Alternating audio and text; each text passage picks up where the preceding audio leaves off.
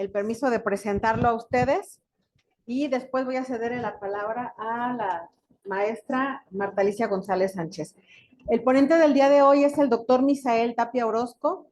El doctor es egresado de la Universidad Michoacana de San Nicolás de Hidalgo.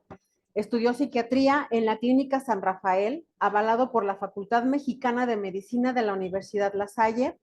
Tiene posgrado de alta especialidad en psiquiatría del Hospital General con sede en el Hospital Ángeles Pedregal. También un posgrado de alta especialidad en neuropsiquiatría con sede en el Instituto Nacional de Neurología y Neurocirugía Manuel Velasco Suárez. Cuenta con un diplomado en bioética. Se ha desempeñado en el sector público como psiquiatra en varias dependencias de la Secretaría de Salud de Michoacán y en el ámbito privado. Actualmente es el jefe del Departamento de Atención Mental Hospitalaria y Psiquiatría de Enlace de la Dirección de Salud Mental de la Secretaría de Salud de Michoacán y en el ámbito privado en consulta de neuropsiquiatría. Ha participado en algunas publicaciones sobre catatonia de encefalitis viral, psicosis asociada a enfermedad de Parkinson y en capítulo del libro Principios de Neuropsiquiatría con el tema Hidrocefalia de presión variable. En las guías latinoamericanas de cáncer con el tema de neurotoxicidad por quimioterapia, así como exposiciones en congresos nacionales con temas sobre catatonia en Hospital General y uso de ketamina en Hospital General. Nos va a presentar el tema de depresión y psicosis perinatal. En este momento le cedo el micrófono a la doctora Marta Alicia González para que les dé un mensaje previo a la presentación del doctor Misael. Gracias, doctor. Para comentar acerca del Día de la Salud Materna y Perinatal, desde el año 2016 se decretó el 9 de mayo como el Día Nacional de la Salud Materna y Perinatal, con el objetivo de crear conciencia de la importancia que tiene el cuidado de la salud y la prevención de enfermedades durante el embarazo, el parto y el puerperio. Para mejorar la salud materna y perinatal, requerimos intervenciones coordinadas muy oportunas que prevengan, atiendan y den seguimiento a las mujeres embarazadas y a los niños y niñas en sus primeros momentos de vida. Este es un gran paso para conseguir el acceso universal a la salud reproductiva. De ahí la importancia de considerar también a la salud mental materna y perinatal como un asunto que nos compete a todo el personal de salud.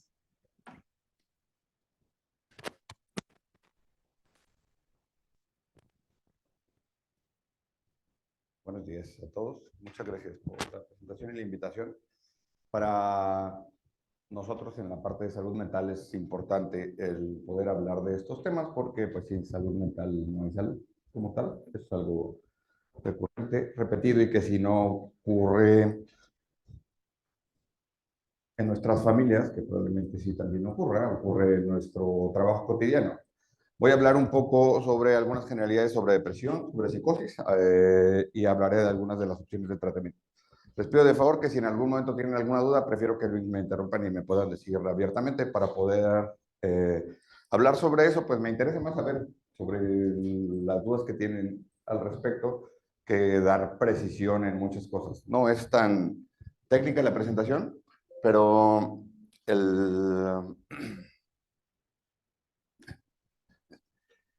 toda la plática está basada en esta serie de artículos. Estos artículos, para no estar poniendo cada referencia, todos están a su disposición. Yo los tengo, los dejo aquí en enseñanza por si quieren algunos. Este es un clásico respecto a depresión perinatal y psicosis.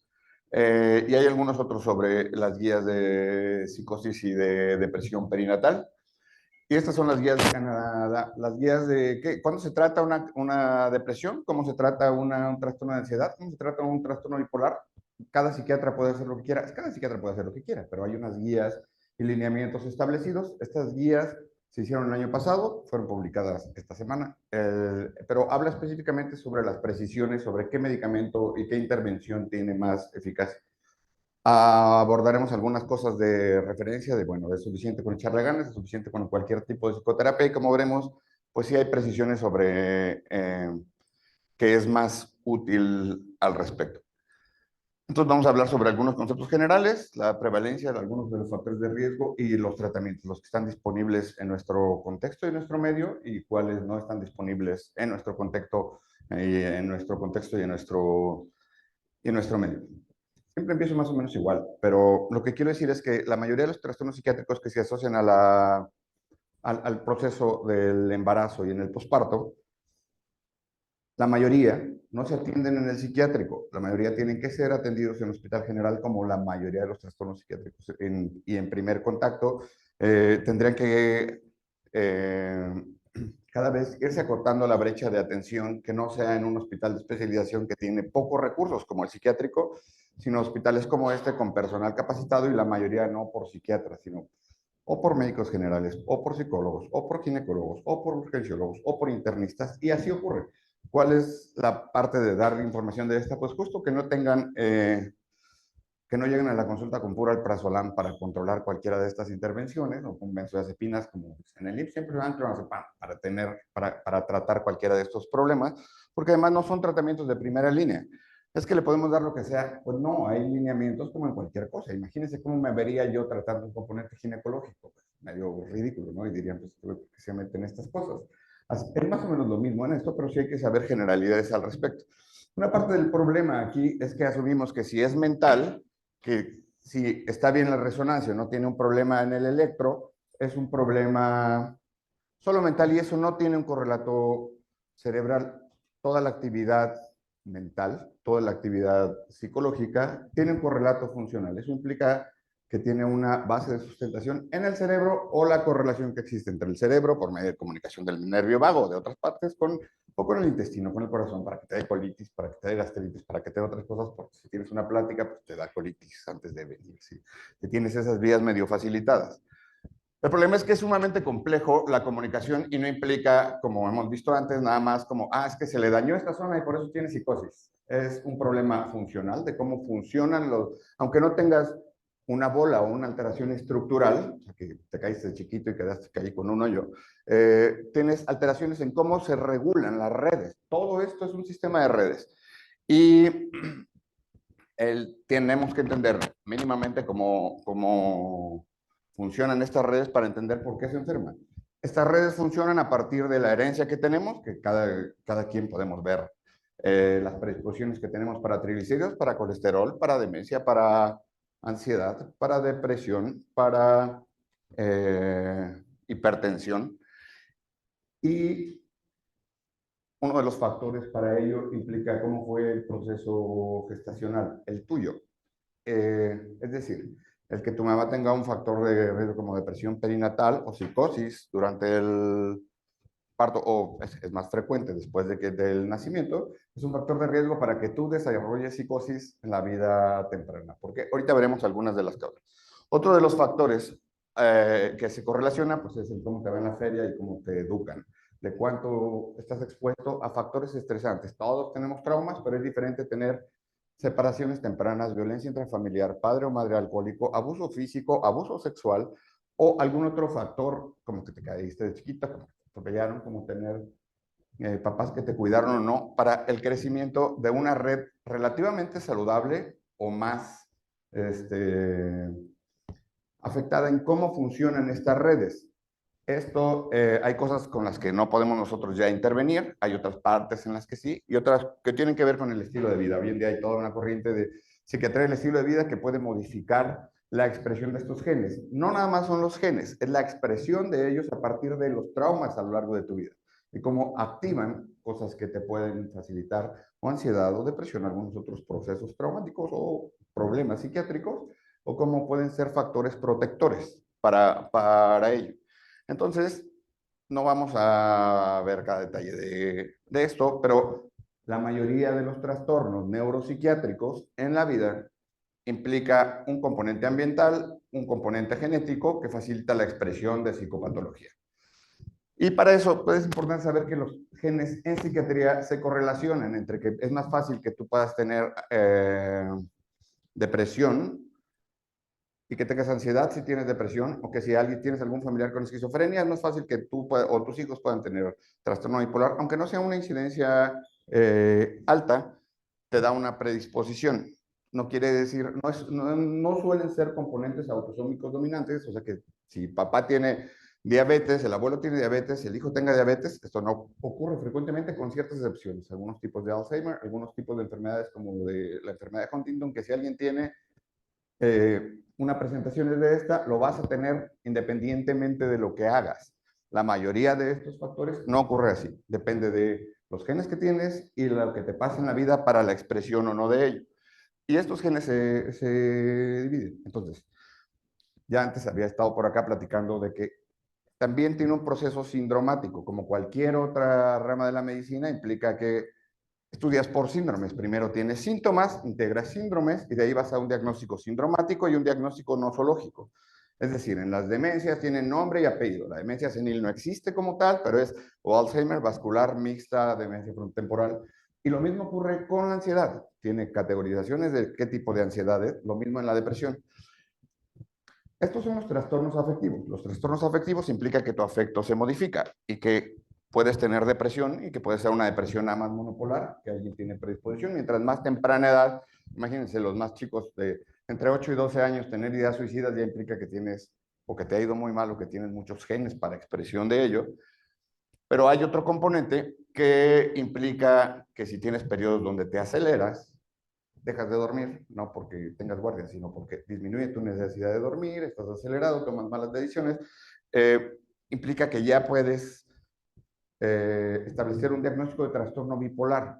¿Qué es eso? Es una tendencia a que tu ánimo se modifica y que puedas tener depresiones semanas o meses. Esto no es como frecuentemente dice la gente, ahorita estás feliz y al rato triste, has de ser bipolar. Nada tiene que ver con eso, es más probable que sea un trastorno de personalidad. Y la mayoría de estos trastornos implican en un rango entre los 15 y los 25 años. ¿Por qué? Porque son periodos de migración neuronal y optimización de redes, por lo cual es más fácil que alguien se enferme de esto. ¿Cuál es el punto? Que entre los 15 y los 25 años es parte de la vida productiva y que si alguien tiene un embarazo en este proceso, es otro de estos factores que puede ser estresantes. Bueno, yo creo que los embarazos siempre son estresantes, pues eso implica un cambio en el estilo de vida.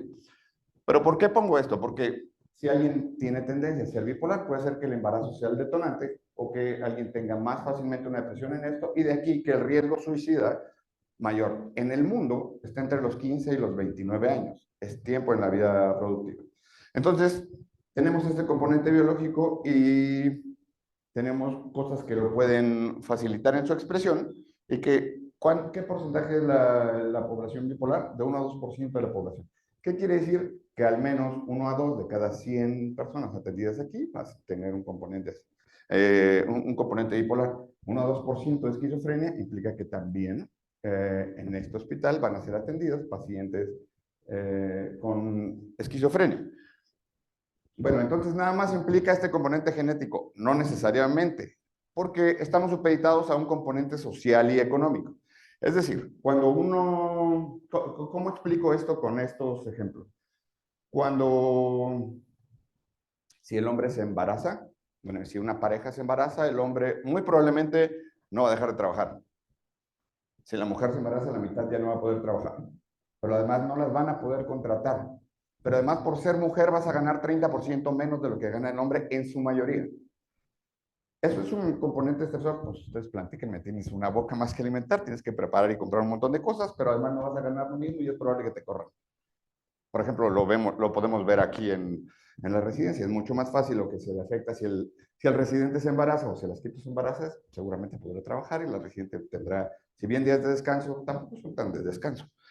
Esto implica que esta brecha económica y laboral por ser mujer, el peor de los escenarios, por ejemplo, en México es ser mujer, estar poco preparada, ser de una comunidad indígena, ya nada más por eso, tu vida va a ser unas 3 veces más difícil que la de cualquier otra persona.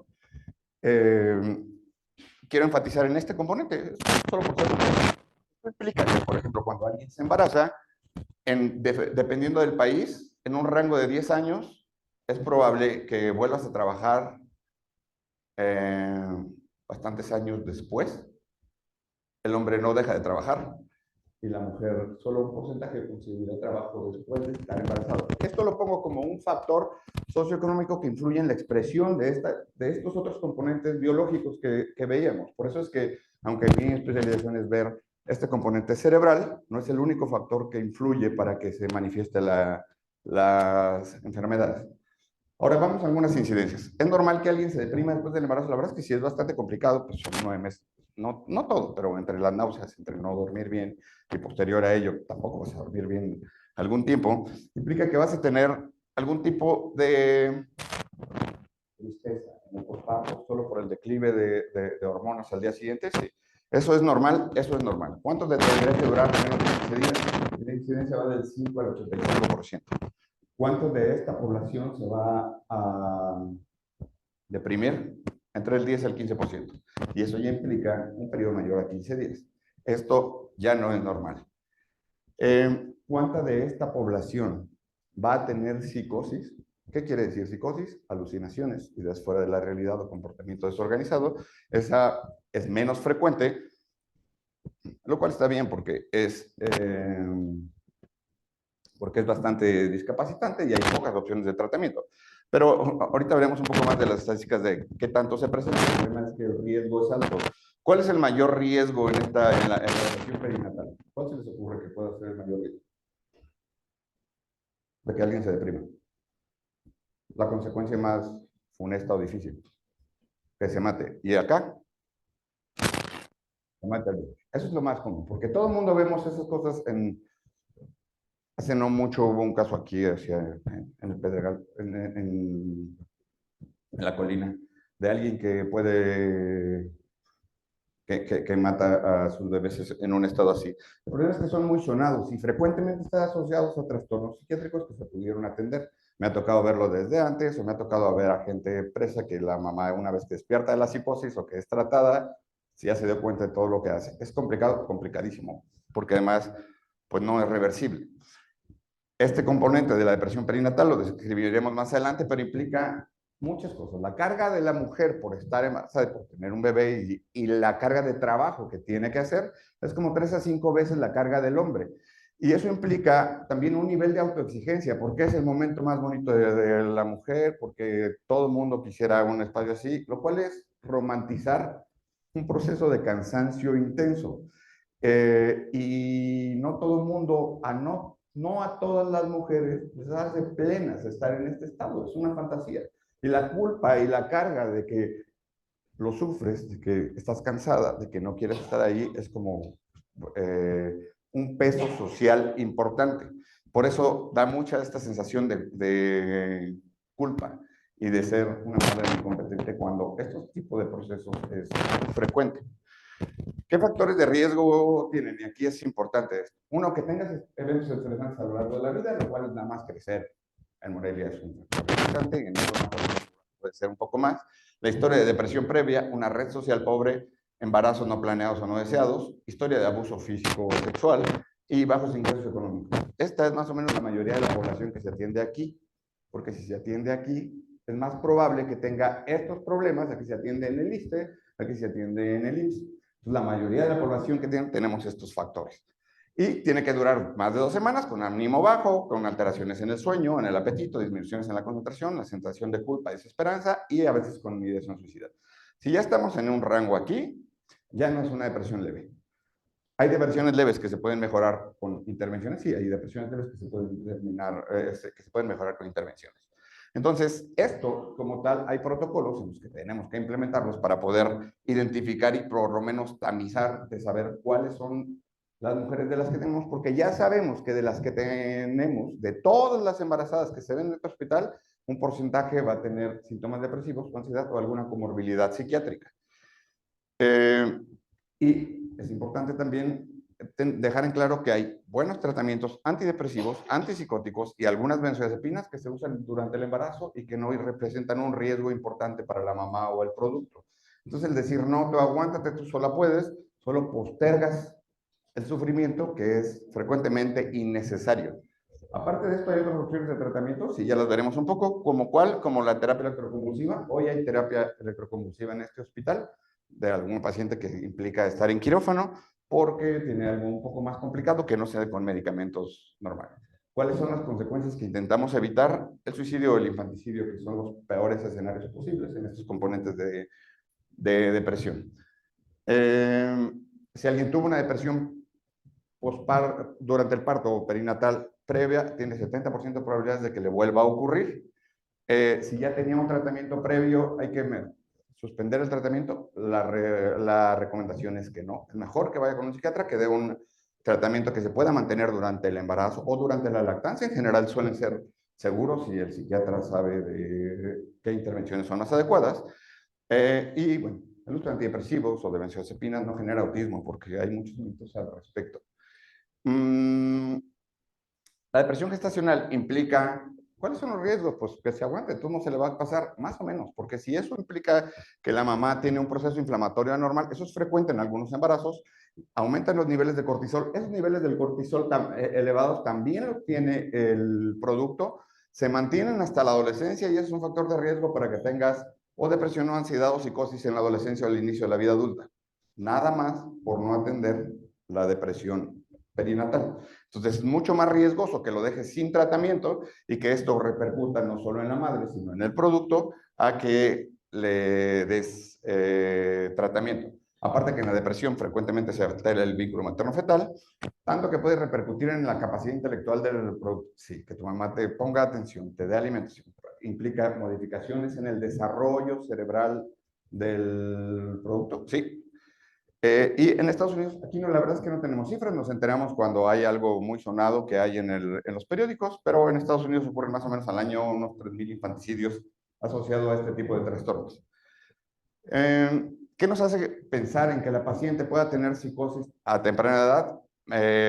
El que esté acelerada, el que no pueda dormir, el que se pueda quedar perpleja, el que se pueda agitar, que esté irritable, que tenga insomnio, que esté sobrepensando todo. Imagínense que nosotros podemos ser más o menos preocupones, pero es diferente el que esa preocupación te preocupe que tu bebé esté bien a que no duermas yendo a ver si respira todas las noches, varias veces.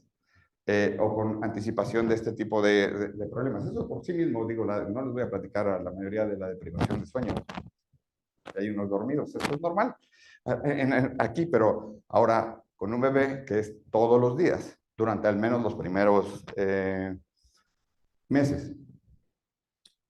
Entonces, quedamos que se afectaba fácilmente el ánimo, pero también se puede afectar la capacidad de juicio. La psicosis implica alucinaciones, ideas fuera de la realidad o conducta o comportamiento desorganizado. ¿Hay poquitas psicosis? Sí.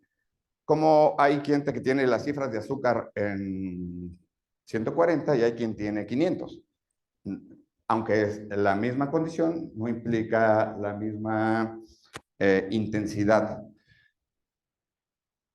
Y el problema es que aquí siempre comienza con un par de dudas o ideas que se van reforzando y que van aumentando progresivamente. ¿Qué implica en esto ciertos cambios hormonales? Y obligadamente tendríamos que hacer estudios y tener una exploración neurológica para descartar algunos trastornos neurológicos que se pueden asociar durante el posparto. Es más frecuente que la psicosis se presente en primigestas, es más frecuente cuando alguien tiene antecedentes heredofamiliares. El problema es que a nadie le gusta hablar de eso, pues nadie sabe si en tu familia hay suicidios, si hay psicosis o hay complicaciones durante el parto. Casi nadie habla de eso. O que sea bipolar previamente, ese es un factor de riesgo. Ahora, las características de que alguien sea bipolar implica esto, una psicosis afectiva, que es lo que ya vimos del afecto, o está maníaca o está en depresión, ahí es más fácil, ahorita vemos que se ponga psicótica.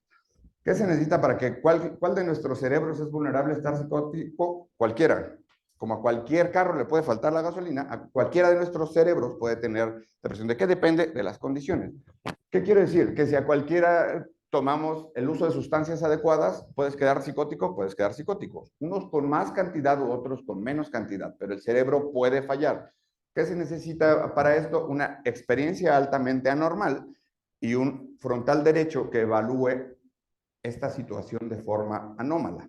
Es decir, todos tenemos un componente de alucinaciones, de creencias, de dudas, que se prolongan un componente psicótico, sí, pero si tu cerebro está bien y tiene menos predisposición, lo alcanza a regular, a atenuar, o no te la crees toda. Si te la crees toda o todas las dudas, ya te enfermas. Entonces, es una característica del cerebro el estar anticipando, pero si anticipas mucho y de forma anormal, estás creyendo cosas que no. Entonces, es diferente el tener una psicosis en manía porque está acelerada, porque deja de dormir, porque tiene grandes planes, a cuando alguien está deprimida. Y hay psicosis que implica, por ejemplo, en el componente de esquizofrenia, no tener alteraciones del afecto, al menos no tanto, con un afecto más plano, que no implica ni estar triste ni estar particularmente feliz. Entonces, hay diferentes tipos de psicosis en estas. ¿Tienen utilidad? Sí. ¿Qué quiero decir? Que cuando alguien es bipolar, es más fácil que en este estado profundo tenga psicosis o que acá tenga psicosis. No todos los bipolares hacen psicosis, pero un porcentaje sí. Y alguien con pura depresión puede ser complicada, sí. Alguien que tiene una depresión postparto tiene altas probabilidades de ser bipolar. Hay bipolar tipo 1 cuando te aceleras mucho, o bipolar tipo 2 cuando te pones. Y esos periodos de acelere duran menos de 14 días. Si alguien tiene una depresión perinatal, tienes que descartar que sea bipolar y que requiera seguimiento. Si alguien ya tuvo una depresión perinatal, tiene altas probabilidades de volver a ocurrir durante la gestación o después de ella.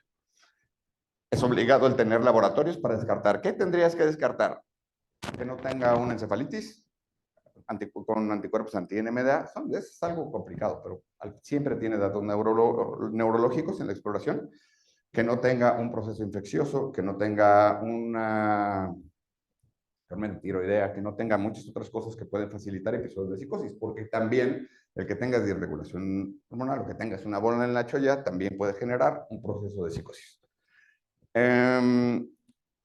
Abro a grandes rasgos sobre esto, pero si tiene una psicosis afectiva, que implica que ya no nada más es una depresión normal, si implica litio, lamotrigina, quetiapina, olanzapina, o aripiprazol como estándares de tratamiento, que ya vimos en donde están las guías, ahorita lo vemos otra vez.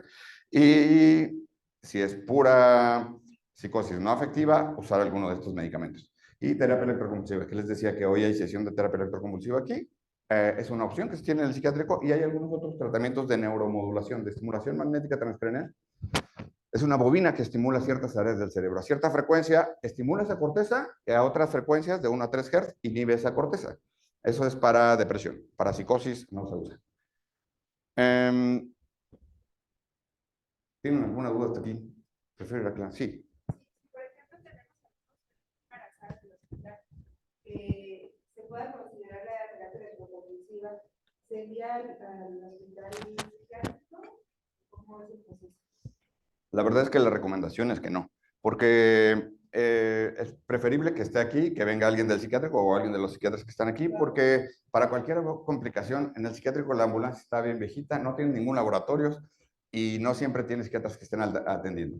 Es mucho más confiable que esté en un contexto como este, aunque entre en terapia electroconvulsiva. La terapia electroconvulsiva implica 2 a 3 sesiones, son en quirófano, requieres una valoración preoperatoria.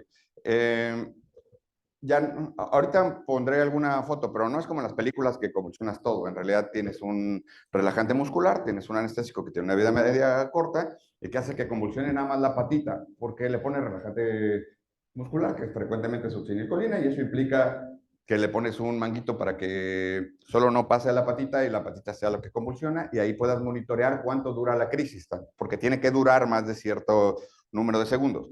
Entonces, si es algo así, yo creo que es algo complicado y creo que es más fácil que sea atendido aquí. Oye, pero se va a agitar y va a tener a las demás pacientes. Sí, pues lo tienes aislado si tienes medicamentos que pueden mejorar esos procesos. ¿El equipo se lo trae para acá? Sí, es una máquina que se puede mover. De hecho, ahí está y se la traen para acá cada vez que hay terapia. La verdad es que durante mucho tiempo estaba la máquina ya y no se utilizaba. La activó el doctor Farías y ahorita la doctora Karen es la que ha activado otra vez la máquina. Es importante, es un estándar de oro en el mundo, pero tiene mucha mala fama porque en las películas se ven muy gachos cuando le dan a alguien terapia electroconvulsiva y frecuentemente. Digo, ¿qué les digo? Las películas de terror básicamente es o por un componente religioso o por un componente psiquiátrico. Esas son las cosas que dan miedo. El punto es que no está tan distante de lo que somos nosotros. Son parte de los pacientes que vemos o de nuestras familias. Estas guías que veíamos de tratamiento implica que aún para estas intervenciones hay niveles de evidencia. Hay primera línea que tiene al menos estudios aleatorizados, que tienen doble ciego y que te dan un nivel de evidencia sobre qué cosas puedes usar, cuáles están en segunda línea y cuáles están en tercera línea. No todas las intervenciones son iguales, no todas las psicoterapias son iguales. Oye, pero si alguien tiene una depresión leve, ¿puede mejorar con cambios en el estilo de vida? Puede mejorar en cambios en el estilo de vida. ¿Cuáles están demostrados que funcionan?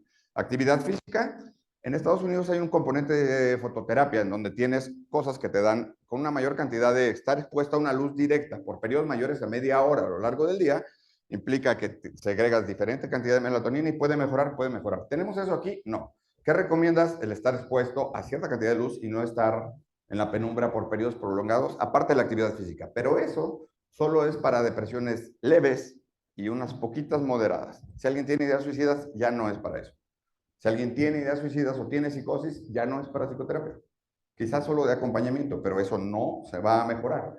Y de ahí que en ciertas cosas hay gente que puede tener cierta vulnerabilidad por cuestiones estacionales y los trastornos bipolares tienen ciclicidad y tiene que ver con la cantidad de luz que hay en el ambiente.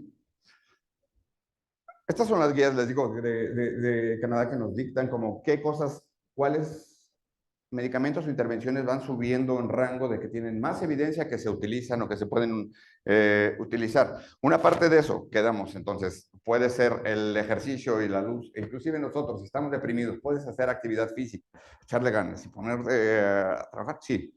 Eso nada más es para un rango. ¿De ahí mejorará un rango? Sí. ¿Con eso es suficiente para todas las depresiones? No, hombre, ni de broma. Por eso este componente de vamos, tú échale ganas y ya con eso vas a mejorar cualquier depresión, aunque sea una depresión psicótica o tengas ideas de muerte, eso es una aberración, pues estás poniendo en riesgo muchas cosas. Es como si alguien tiene 500 de azúcar y tú le dices, échale ganas y come menos azúcar. No.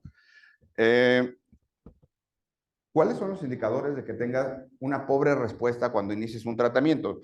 Uno de ellos es que tengas un diagnóstico incorrecto, que le des antidepresivo y que el paciente sea bipolar. No va a responder, en general no va a responder. En depresiones monopolares antidepresivos, en depresiones bipolares, estabilizadores del estado de ánimo. ¿Cuáles? Litio, valproato, no se usa en embarazo. Carbamazepina, no se usa en embarazo. No se usa en embarazo.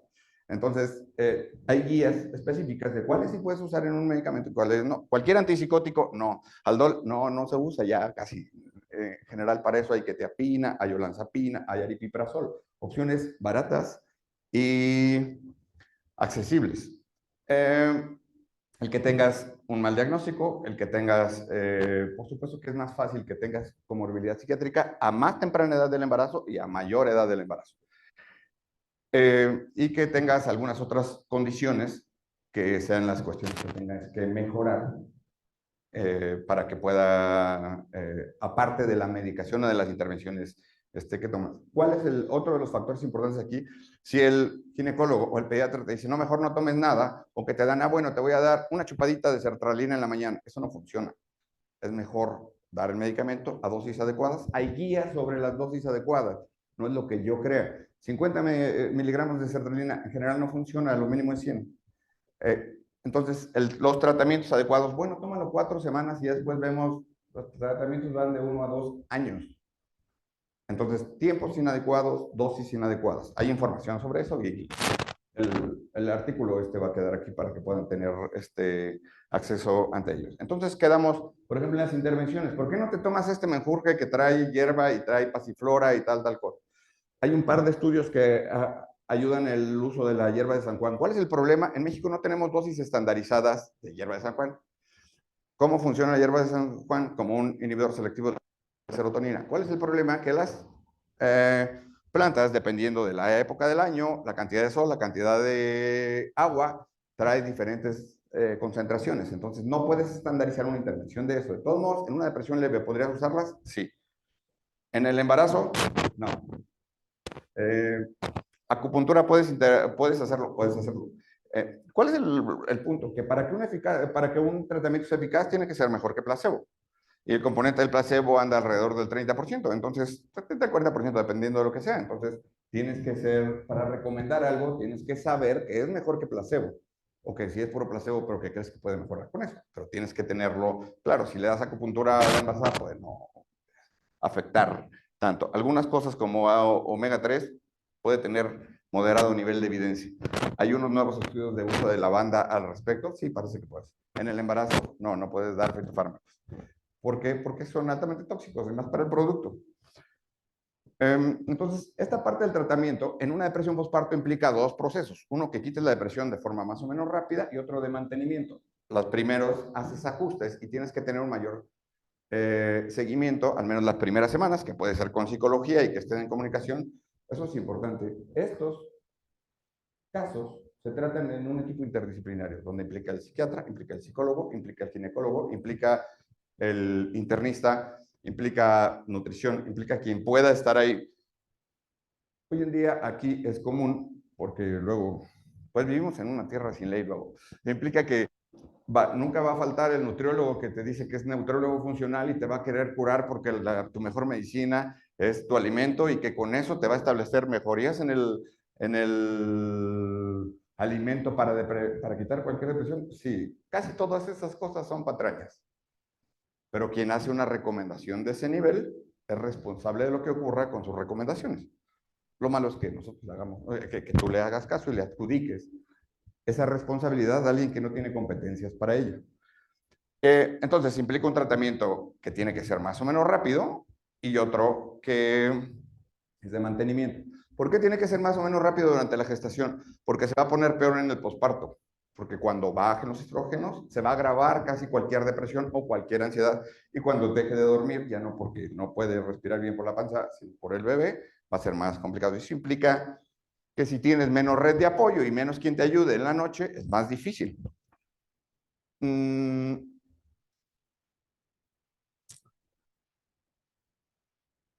Me voy a ir a esta otra parte. Quedamos que estos tipos de intervenciones son para depresiones leves y poquitas moderadas. Para el resto, de moderadas a severas, que son las que implican mayor riesgo de lo que queríamos prevenir, implica medicamento. Sí, psicoterapia. ¿Cualquier psicoterapia es igual? No. Sí es muy claro que tiene, aparte de eso, puedes poner ejercicio, pues sí, se puede mover y si no implica un riesgo, no tiene amenaza de paro prematuro. Pero no cualquier intervención psicoterapéutica. Está muy marcado cuáles son las intervenciones de psicoterapia que parece que funcionan o que tienen evidencia. Hay otras que no lo miden, otras a las que no le importa medirlo, pero que no puedes saber que todas las psicoterapias son lo mismo, como no todas las intervenciones médicas son lo mismo. Esta es una parte del algoritmo. En realidad, para depresión, esto es suficiente con que aprendamos esto o lo tengamos muy claro. Implica que si ya estás en un rango moderado o severo, si no, normalmente no nos llegaría, implica que ya tienes un tratamiento, que si eso no funciona, de todos modos adhesionas la psicoterapia, que si eso no funciona, puedes combinar con algún antipsicótico o algún otro medicamento que ayude a la depresión o terapias de modulación. ¿Cuáles son las terapias de modulación? La estimulación magnética transcraneal, y si nada de eso funciona o está muy psicótica, es terapia electroconvulsiva. Son como guías de tratamiento que ponen muy claro, que además son muy nuevas respecto a cuáles son las intervenciones. En nuestro contexto, ¿qué intervenciones tenemos? Salió un medicamento que es la brexanolona en Estados Unidos, que se pone en una inyección que se pasa en un día y medio. Bueno, en una suspensión con una bomba de difusión, se pasa en un día y medio y te quita depresión resistente en 2 días, te quita depresión resistente en 2 días. Hoy en día hay una nueva versión que es tomando medicamento durante 15 días y te mejora, sí. ¿Qué corresponde esto a nosotros? Pues ciencia ficción, porque vale $34,000 y no hay en México. Entonces, primero que alguien pueda pagar esto por una depresión postparto, que además puede ser que se mejore con fluoxetina. ¿Cuánto vale la fluoxetina? 60 pesos, bueno, 30 pesos la de Costco. Y puede ser segura, puede ser segura. Ahora, pues está más padre, sí está más padre. Cuando tienes depresiones con ideas suicidas recurrentes, podrías usar, por ejemplo, esquetamina, que es un derivado, un metabolito de la ketamina, que se usa intranasal. Sí, se ponen 2 por semana por 4 semanas y después a la semana, 15 días, un mes. ¿Cuánto cuesta eso? Cada aplicación cuesta más o menos 30,000 pesos. El tratamiento para 6 meses es 280,000 pesos. Está fácil, no en nuestro contexto, no en este hospital. Es novedoso, sí es novedoso, pero todos estos precios son de seguro de Estados Unidos. El problema es que cuando lo traspolan para acá, por ejemplo, el precio este es el mismo en Estados Unidos que aquí y no es el mismo contexto. La estimulación magnética transcraneal. Los tratamientos de esos son novedosos. Aquí en Morelia hay 2 o 3 estimuladores útiles. Hay varios que tienen unos psicólogos que son estimuladores que no tienen potencia, es decir, no sirven para nada, pero se venden más baratos. No sirven para nada, no tienen la potencia para traspasar el cráneo. Tiene que tener mínimo 1.5 teslas para poder tener esa eficacia. Pero hay en el psiquiátrico. ¿Y se puede dar a alguien que no quiera tomar medicina y que le dé miedo tomar medicina para una depresión durante este periodo? Sí. lo que quiero decir es que esto sí es una opción en nuestro contexto. ¿Qué se hace? Son sesiones como de media hora a lo largo de 1 o 2 semanas, vas diario ahí, te la pones, después de eso sigues tu vida normal y puede mejorar depresiones, ansiedad, insomnio. ¿Sin el uso de medicación? Sí. ¿Esto está en las guías de tratamiento? Sí. ¿Privado hay? Sí, sí, también hay privado, pero digo solo un par de lugares y el problema es que hay un montón de charlatanería. Ahorita en México no hay ketamina, pero la ketamina sigue siendo una buena, hay muy poca ketamina. La ketamina sigue siendo una muy buena opción para ello. Es un anestésico disociativo, pero que a dosis subanestésicas quita depresión resistente e ideación suicida. Las aplicaciones son igual, se ponen, es barato comparado con lo que costaba la esketamina. Es más eficaz que la esketamina. Pues es que el frasco de 10 dosis valía 500 pesos. Ahorita ya casi no hay, pero se pone en una infusión que pasa en 1 hora, te da un viajecín y se quita. Y después de eso te quita ideación suicida. Sí, eso es accesible, sí, pero no tenemos ketamina aquí, no tenemos. En el embarazo se puede usar, no hay estudios al respecto, aún. Esta es la máquina de toques, por esto esta se mueve, y esto es en quirófano. Esto es como lo que ya se hace aquí, se mejora en casos más complicados, depresiones resistentes que no mejoran con fármacos o porque por algún motivo no puedes dar. ¿Es seguro para el producto? Es seguro para el producto. Tiene muchos años siendo eficaz. ¿Cuáles intervenciones de psicoterapia funcionan? Terapia cognitiva. Tienen mayor nivel de evidencia. No es que las otras no funcionen, pero al menos no tienen evidencia. No puedes aseverarlo. La terapia cognitivo-conductual, terapia interpersonal, terapia conductual. Y de ahí para allá puedes ver muchas de las otras opciones, como mindfulness basada en cambios cognitivos, que parece que pueden mejorar síntomas de ansiedad o de depresión. ¿Qué antidepresivos son seguros usar en el embarazo? Citalopram, fluoxetina, fluvoxamina más o menos, y sertralina. Paroxetina no, porque se asoció a algunas alteraciones en el conducto arterial persistente, comunicación auricular. Pero con estas opciones, ¿cuál es la ventaja aquí? Hay genéricos y son baratos. ¿Qué es lo mejor al respecto? Pues tener un psiquiatra competente que te va a guiar al respecto. Fuera de eso, en segunda línea, antipsicóticos que ayudan a mejorar síntomas depresivos, quetiapina o lanzapina. ¿Cuál es el inconveniente con la lanzapina? Te sube el azúcar, te sube de peso. Por pura olanzapina implica subir como entre 6 y 10 kilos en 3 meses. Y aunque es barata, pues a nadie le va a gustar subir 10 kilos en el posparto. Te agüita más. Estos son algunos de los perfiles de tolerabilidad. Puedes tener náusea, puedes tener náusea. Entonces, ¿se usa en hiperemesis? Pues obviamente no, porque a nadie le va a gustar esa parte. Pero ¿sigue siendo seguro? Sí. ¿Qué antidepresivos, qué antipsicóticos podemos usar o para depresión o para psicosis? Aripiprazol, brexpiprazol, lo de la ketamina, la olanzapina, la quetiapina y la risperidona. Tiene nivel de evidencia suficiente como para poder usarlos. Ya voy a terminar, dejaré más tiempo por si tienen alguna duda al respecto, pero tenemos que tener claro que aunque hay intervenciones farmacológicas, lo que me interesa mucho explicar este componente del contexto. Una parte es el componente biológico y otro es el componente de encontrar una red social. Al respecto, tenemos que dejar de pensar, ciertas cosas. Uno, como que la maternidad es la etapa más hermosa de la vida, lo es para unos y para otros, ¿no? Para otros es horrible y cada quien es libre de vivir conforme pueda. El riesgo mayor de estas intervenciones implica disminuir el riesgo de suicidio o de infanticidio. No todas las maternidades son deseadas. El sistema de salud suele no ser empático con los procesos de maternidad. El cuidado de... O sea, nunca falta la que es imprudente que dice, pero ¿para qué abres las piernas? Pues, ¿qué te importa, no? Uno está para atender, no para estar juzgando estas cosas. Y que es frecuente, sabemos menos de esto porque a las mujeres les da miedo contar su experiencia sobre qué tan traumático es, porque inmediatamente entras en la categoría de que pareces que eres una mala madre, lo cual es... Y además el nivel de competencia entre las mamás es como, no manches, mi hijo nació hablando 3 idiomas y un montón de cosas bien fantasiosas respecto a esto. Y el nivel de competitividad es alto y bastante destructivo.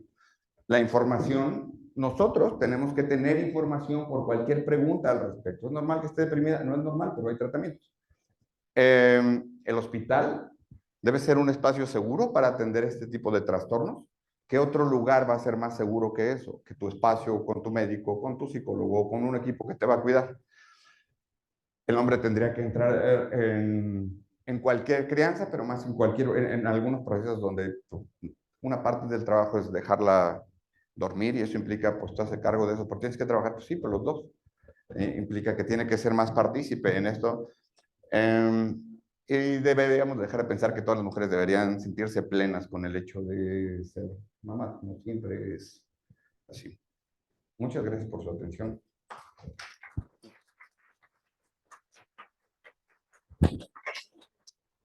¿Tienen alguna duda, queja o reclamo? Sí.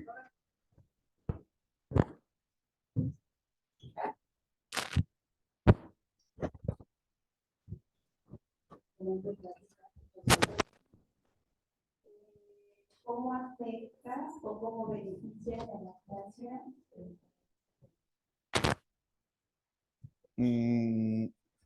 Es que es variable, o sea, no puedo negar los componentes, por ejemplo, de protectores cerebrales del proceso de lactancia, que tiene que ver básicamente con el vínculo. El vínculo es como, y hay mucha mala información al respecto. Entiendo que el que a alguien le des 2 años, porque son las recomendaciones de la OMS, eso es útil y mejor, sí. Es muy difícil en este contexto que una mujer pueda dar lactancia 2 años sin que tenga anemia, si tenga deficiencia de hierro, que tenga algunas otras posibilidades, porque implica no dormir igual, implica que tu hijo se esté levantando de forma regular. Hay un montón de cosas al respecto, por ejemplo, de cuánto tiempo tiene que estar el bebé ahí. Pues es que no hay un estudio frecuente. Tenemos menos de 300 años que el hijo se tiene que ir a otro lugar. Antes de eso, en la historia de la humanidad siempre tenía que estar ahí, porque si no se comían depredadores o mil cosas. Entonces hay mucha información falsa respecto a cuánto tiempo tienes que dar. El tiempo de la lactancia tiene que ser el tiempo más prolongado y posible, útil y favorable para el producto y la mamá. Sabemos que eso tiene ciertos factores protectores, tanto el componente de inmunidad como el componente de plasticidad. Sin embargo, no es ese el único factor. O sea, el que le dé más tiempo no implica nada más eso, porque la mamá puede estar obligada y hay muchos de estos componentes que pareciese que si no le diste lactancia el tiempo adecuado que dice la OMS, eres una mala madre. O si no eres de la liga de la leche, implica un proceso de ser una mala madre. La verdad es que muchos de nosotros crecimos sin que tuvieses esos periodos prolongados de lactancia, porque antes era máximo 1 año, o era obligado los primeros 3 meses, los primeros 6 meses, y después podría ser opcional con el proceso de lactación.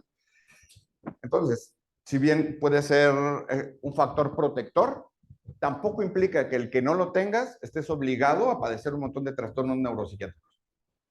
Pero más bien la farmacia tratadora, que una madre Sí. le beneficia a la alimentación o le afecta, porque también la sensación de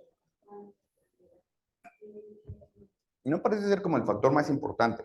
O sea, obviamente depende de la cantidad de medicamentos que tenga y su estado mental, pero el hecho de que no parece ser un factor como curativo para el proceso.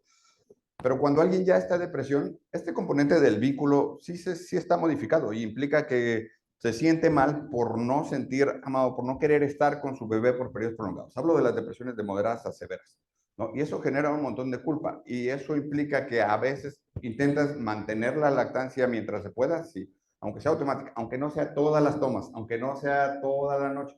Porque uno de lo que sí cuidamos cuando eso ocurre es que duerma. Es que tiene que recuperar el sueño porque si no, no hay manera. Y eso implica que en la noche no te despiertas a alguien. Alguien más te hace el paro para poder levantar o dar o fórmula o sacas la leche y le das en ese proceso. Pero no parece ser que la lactancia sea un factor protector para que se te quite la depresión. Al contrario, puede ser el mismo factor que digas, bueno, de todos modos le estás alimentando y puede ser un factor a favor de que te esté demostrando que sí estás proveyendo lo que se necesita, porque en realidad al bebé le importa que le des de comer, todo lo demás de que le sonríes y eso, en ciertas etapas de la vida no le importa. En otros momentos sí es importante, pero también puede ser un factor para que te estén jodiendo. Entonces se trata de que no sea un factor estresante más. muchas gracias. Sí. La incidencia, ¿cómo está la incidencia en embarazos que no llegan a 3 meses de interrupción del embarazo o incluso por pérdidas perinatales? La incidencia de depresión.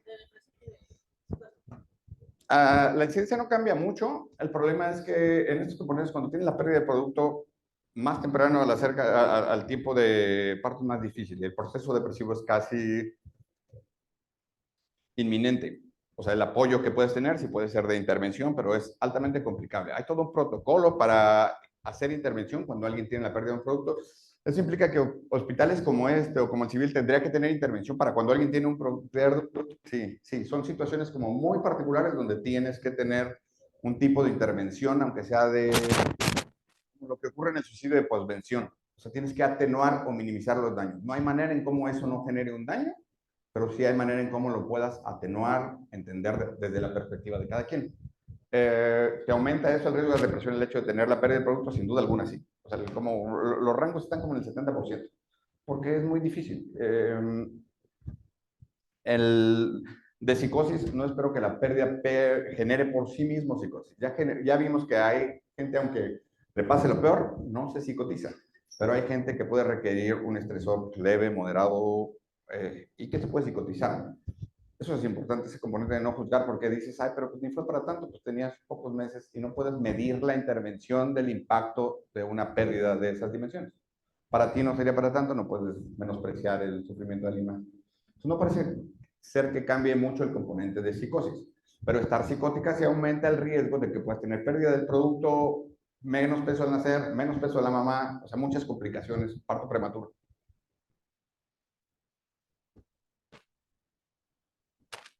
Pues, muchas gracias por su atención. Acá nos vemos.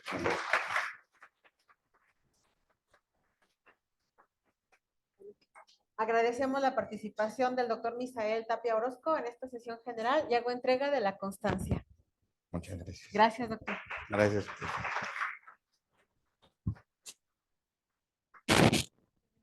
Por el día de hoy, los esperamos la próxima semana. Gracias.